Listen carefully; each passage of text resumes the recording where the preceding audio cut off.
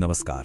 तो चलिए आज समझते हैं रूस यूक्रेन जंग के बीच हुई एक ऐसी नाटकीय घटना को और उसके पीछे के उस पूरे विश्लेषण को जिसने कई सवाल खड़े कर दिए। इस पूरे मामले की शुरुआत एक बहुत ही कह सकते हैं चौंकाने वाली धमकी से होती है।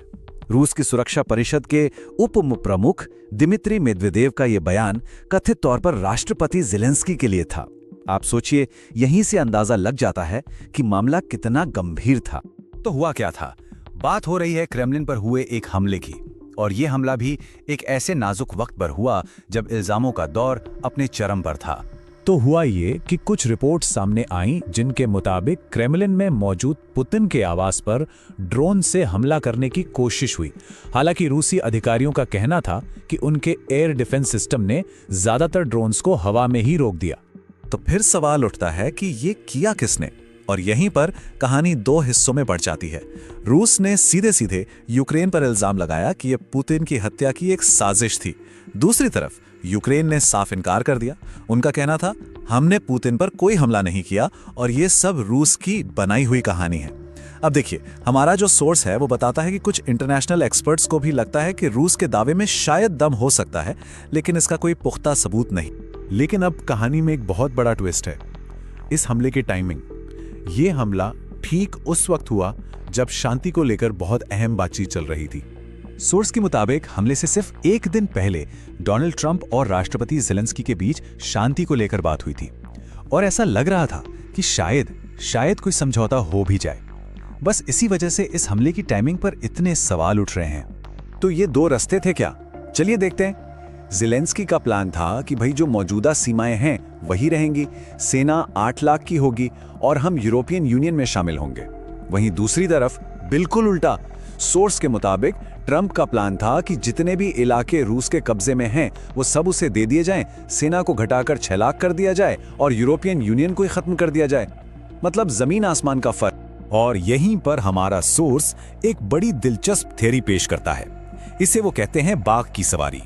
ये थ्योरी एक लीडर की मजबूरी या कहें कि हताशा को समझाने की कोशिश करती है, और ये हमें उस सबसे बड़े सवाल पर ले आता है जिसे हमारा सोर्स सुलझाने की कोशिश कर रहा है।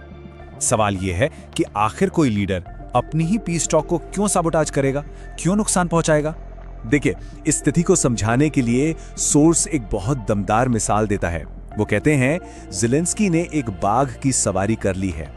वो उस पर बने भी नहीं रह सकते, लेकिन अगर उतरते हैं तो बाघ ही उन्हें खा जाएगा। मतलब एक ऐसा राजनीतिक जाल जिसमें सोर्स के मुताबिक ज़ेलेंस्की बुरी तरह फंस चुके हैं। तो सोर्स के हिसाब से ये पूरा राजनीतिक डिलेमा है क्या? चलिए इसे स्टेप बाय स्टेप समझते हैं। स्टेप 1, मान लीजिए शांति हो जाती है, जंग खत्म। स्टेप 2, फिर तो चुनाव कराने ही पड़ेंगे। स्टेप 3, लेकिन जमीन गंवाने की वजह से ज़ेलेंस्की चुनाव हार जाएंगे। और स्टेप 4, इसके बाद उन्हें राजनीतिक और पर्सनल लेवल पर दोनों तरह से बदले का सामना करना पड़ेगा। अब जरा इस पूरी कहानी को और बड़े पैमाने पर देखते हैं। सोर्स का मानना है कि ये सिर्फ एक लीडर या एक देश की कहानी नहीं है, नहीं, बल्कि ये एक बहुत बड़े जियोपॉलिटिकल ग्रेट गेम का हिस्सा है। एक ऐसी दुनिया जहां कठपुतलियां हैं और उन्हें नचाने वाले भी। तो ये ग्रेट गेम है क्या चीज? सोर्स इसे ऐसे समझाता है, ये एक थियरी है कि दुनिया की जो बड़ी बड़ी ताकतें हैं वो छोटे देशों में अपने हिसाब से चीजें चलाती हैं। मतलब वो अपने फायदे के लिए वहां लीडर्स को बिठाती भी हैं और हटाती भी हैं। और सोर्स इसके लिए कुछ उदाहरण भी देता है, जैसे बांग्लादेश, नेपाल और श्रीलंका। यहाँ ये साफ करना जरूरी है कि ये सारे दावे और मिसालें हमारे सोर्स के विश्लेषण का हिस्सा हैं। हम सिर्फ उसे आप तक पहुंचा रहे हैं। और बात यहीं खत्म नहीं होती। सोर्स तो इससे भी एक कदम आगे जाकर कहता है कि कई बार तो बड़ी शक्तियों के बड़े बड़े लीडर्स भी इन लंबी दशकों तक चलने वाली स्ट्रेटेजिक प्लान्स का हिस्सा हो सकते हैं। अब सोचिए ये खेल कितना ज्यादा कॉम्प्लिकेटेड हो जाता है। तो फिर इस ड्रोन हमले, इन पीस प्लान्स और इस ग्रेट गेम की थ्योरी, इन सब का नतीजा क्या हुआ?